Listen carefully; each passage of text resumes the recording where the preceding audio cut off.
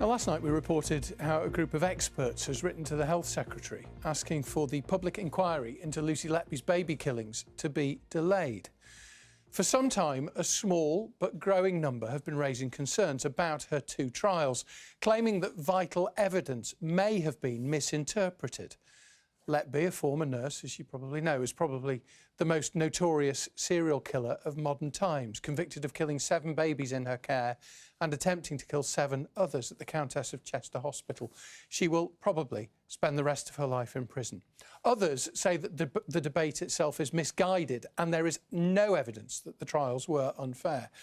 Well, as I mentioned last night, our health correspondent Jill Dummigan has been looking into this for some time. Here's her special report.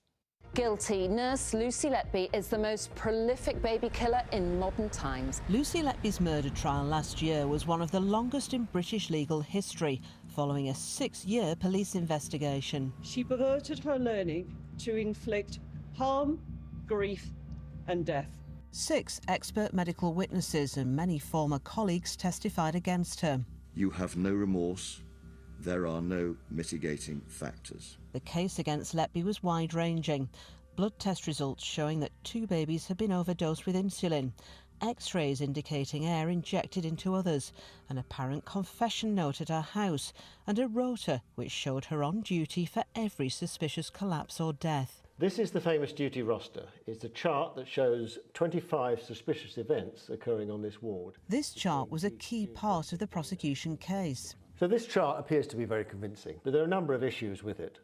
A big thing is that it only describes 25 of the bad events that happened in this period. It doesn't include any of the events that happened when Lucy was not on duty. There were at least 6 other deaths and other collapses. Professor Green says he doesn't want to cause the baby's parents any more pain, but the questions have to be asked. It's a natural human thing. I say we all see patterns that are not there. The danger is that this evidence can be very compelling to the non-professional and over-interpreted. Another crucial part of the prosecution case were blood samples from babies who'd collapsed with low blood sugar. They indicated exceptionally high levels of insulin, leading to the charge that Letby had deliberately poisoned the babies by adding a synthetic version to their feed bags. The problem is that the method of analysis used was probably perfectly good for a clinical point of view, but not a forensic toxicology point of view. The website of the testing lab states that if synthetic insulin is suspected, the results should be verified externally, but that didn't happen because the babies recovered. That test cannot differentiate between synthetic analogues and the endogenous insulin produced by the pancreas. I don't doubt that the preterm infants had low blood sugar, but there could be other reasons for that. Others also question the charge that Letby injected air into babies' blood vessels, causing often fatal blockages known as an embolism. At the appeal court hearing, one doctor who co-wrote a paper used by the prosecution in the original case spoke for Letby's defence. The defence claimed the distinctive rash he'd outlined wasn't that described by witnesses in her case. The defence called no expert witnesses in the original trial. By contrast, 6 testified for the prosecution, in particular retired paediatric consultant Dr. Dowie Evans. Dr. Evans told me that he'd referenced 18 research papers on air embolism, not just that contested one, and that his findings had been backed up in court by a radiologist and a neonatal pathologist. On the subject of the rota, he said he'd chosen those cases because they were the ones that seemed to him to be either suspicious or unexplained, and that he hadn't known at that point that Lucy Letby had been on duty. The Crown Prosecution Service points out that the Court of Appeal rejected Letby's case. There's a 58-page judgment explaining why, but many remain unsatisfied. All of us find it easier to believe that a villain has killed people rather than a system or a random act. Veteran MP David Davis has a history of successful miscarriage of justice cases. I started off thinking she was guilty. It was only the fact that I got authoritative calls from people who really know about statistics, about medicine, about science. And I'd never had anything like this happen before. He's now reading thousands of documents on the Letby case before deciding whether to take it up and press for a review. If we have got this wrong, It's not just the fact that we've put a young woman in prison for the rest of her life, effectively. It is also that we haven't answered why these babies died and why other babies may die. Much has been made of the fact that the case is circumstantial. No one definitively saw Letby committing a crime, but some think that's missing the point. People often say, well, circumstantial evidence can't prove guilt.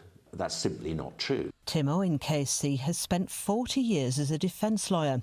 He also co-hosts a legal podcast which has examined the Letby debate. A circumstantial case can be a powerful case, but in order to understand it, you have to look at the totality. You can't just pick one little bit and then say, oh, look at that, that's unreliable, or that doesn't prove anything. He's dealt with many miscarriages of justice, but says, as this stands, there's no proof that this is one.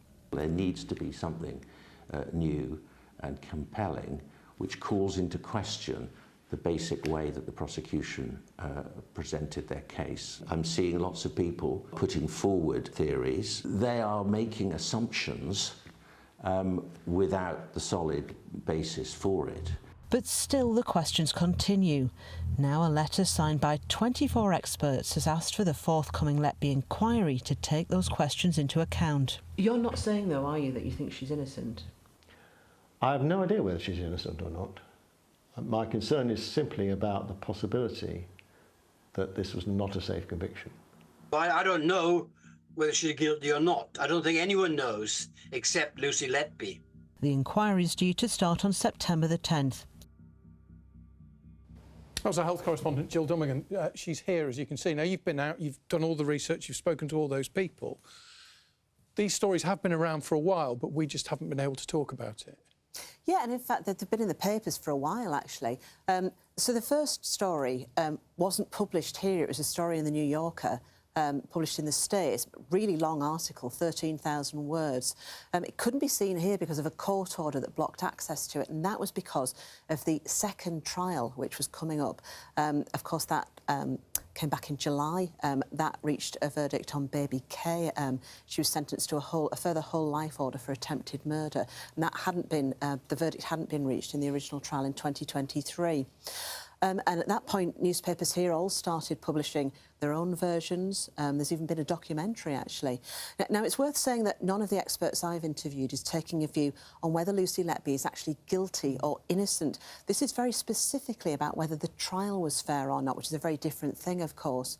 Now, as we reported last night, the latest twist this week is a letter signed by 24 experts sent to the Health and Justice Secretaries, and that's asking for the forthcoming thorough inquiry into Letby's crimes and the NHS's handling of the situation to be either delayed or its terms of reference amended to reflect this now growing debate. That's due to start on September the 10th, and the government has already said that it will go ahead on that date. OK. Jill, thank you very much. Jill Dummigan there with that report.